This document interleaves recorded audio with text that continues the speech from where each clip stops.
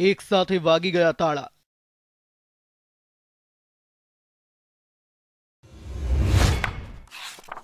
ન ફક્ત ગુજરાતની 24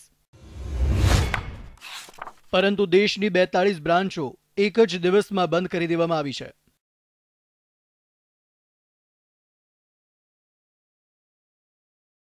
આમે નહીં પરંતુ આ ખાતેદારો કહી રહ્યા છે, કારણ કે આ ખાતેદારોની હાલ કફોડી હાલત થઈ પડી છે। તેઓ જાય તો જાય કહાં અને પોતાના જમા કરેલા રૂપિયા કોની પાસે માંગે તેવી મૂંઝવણમાં મુકાઈ ગયા છે।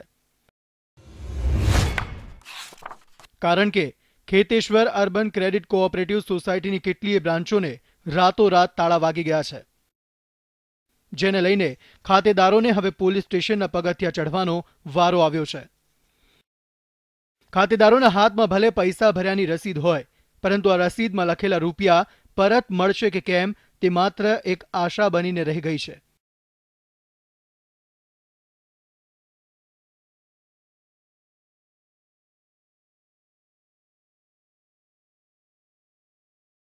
અપાઈ હતી ઊંચા વ્યાજની લાલચ અને પોતાની મરણ મૂડી કે વ્યાજે પણ રૂપિયા લઈને કેટલાક લોકોએ પૈસા ભર્યા ખેતેશ્વર અર્બન ક્રેડિટ સોસાયટીમાં, પરંતુ તેઓને નહોતું માલુમ કે તેમના રૂપિયા સમય જતાં ડૂબી જશે।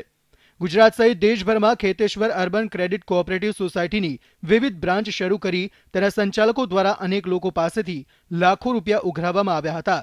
અમદાવાદમાં પણ આ સંચાલકો દ્વારા વર્ષ 2012માં અલગ અલગ વિસ્તારોમાં બ્રાન્ચ શરૂ કરી અને રોકાણકારોને ઓછા સમયમાં ઊંચું વ્યાજદર, સારું વળતર અને નોકરી જેવા પ્રલોભનો આપવામાં આવ્યા અને લોકોએ વિશ્વાસ મૂકીને લાખો રૂપિયાનું રોકાણ પણ કર્યું।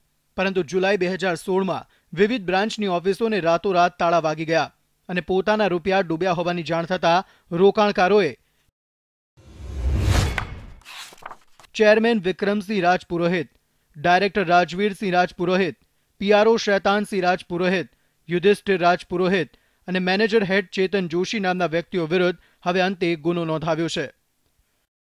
પોતાની એફડી મૂકેલી છે હાલમાં અને જુલાઈ 2016માં ઉપરથી ફોન આવ્યો સંચાલકોનો કે આ રીતનું છે, એટલે ફોન આવ્યો કે તમારી બ્રાન્ચ બંધ થઈ ગઈ છે ખેતેશ્વર, રાજસ્થાનની, ગુજરાતની, મહારાષ્ટ્રની બધી બ્રાન્ચો ક્લોઝ થઈ ગઈ છે, તો હવે પછી તમે બ્રાન્ચ ખોલતા નહીં।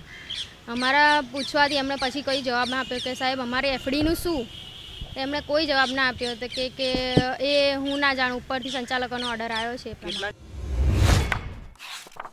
ન ફક્ત ગુજરાત, રાજસ્થાન, મહારાષ્ટ્ર, દીવ, દમણમાં પણ બ્રાન્ચો શરૂ કરી, પરંતુ અલગ અલગ રાજ્યોમાં શરૂ કરેલી તમામ મોટાભાગની બ્રાન્ચોને તાળા વાગી જતા હવે રોકાણકારોને રડવાનો વારો આવ્યો છે અને પોતે કોની પાસે પૈસા માંગે, પોતાના રૂપિયા કેવી રીતે પરત આવશે તે મથામણમાં લાગી ગયા છે। 20,000 રૂપિયા પહેલાં પ્રથમ ફિક્સ ડિપોઝિટ કરાવેલી, ત્યારબાદ તેમને સાબરમતી બ્રાન્ચનો ક્લાર્ક તરીકે તેમને જવાબદારી સોંપવામાં આવેલી। ત્યારબાદ ફરિયાદીએ તેમના સગાવાલા તથા એમના મિત્રો પાસેથી ટાર્ગેટ પૂર્ણ કરવા માટે સંચાલકોના કહેવાથી ફિક્સ ડિપોઝિટની રકમ જમા લીધેલી અને પોતાની સહીથી એમની રસીદો બનાવી આપેલ છે। તે ઉપરાંત અન્ય પણ તપાસ દરમિયાન બીજા પણ આવા તેમનાથી છેતરાયેલા હોય એવા ગ્રાહકો તપાસમાં મળી આવેલા છે। મહત્વનું છે કે ખેતેશ્વર અર્બન ક્રેડિટ કોઓપરેટિવ સોસાયટીના ઉઠમણા બાદ તેમની સામે ફરિયાદોનો સિલસિલો વધી રહ્યો છે। અગાઉ પણ પાલનપુર અને વલસાડમાં તેમની વિરુદ્ધ ગુના નોંધાઈ ચૂક્યા છે, તો સંખ્યાબંધ જગ્યાએ તેમની વિરુદ્ધ અરજીઓ કરવામાં આવી ચૂકી છે। ખેતેશ્વરના સંચાલકોએ ગુજરાતની 24 અને દેશની 42 બ્રાન્ચો એક જ દિવસે બંધ કરી કરોડો રૂપિયાની છેતરપિંડી આચરી હોવાનું બહાર આવી રહ્યું છે।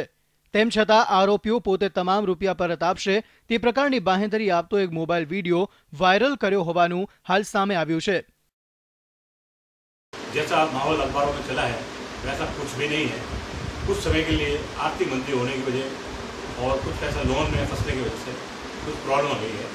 उसके लिए मैं सबसे निवेदन करता हूँ, किसी का कोई पैसा कहीं नहीं तो गया न जाएगा न जाने दूंगा। सबका भुगतान समय पर करूँगा। सबकी ब्रांच से वापस बहुत जल्दी चालू करा के सबको उसी ब्रांच से उनको भुगतान मिलेगा। किसी को कोई प्रॉब्लम नहीं आएगी। દેશભરમાં પોતાની તમામ બ્રાન્ચો એક સાથે બંધ કરી મસમોટું ઉઠમણું કરીને ભૂગર્ભમાં ઉતરી ગયેલા તમામ સંચાલકોએ એક અંદાજિત આંક પ્રમાણે કરોડોનો ચૂનો લગાવ્યો હોવાનું જાણવા મળી રહ્યું છે।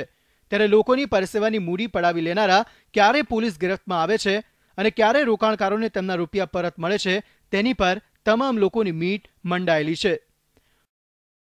ઋત્વિજ સોની સાથે bureau report, ETV news, crime file, Ahmedabad.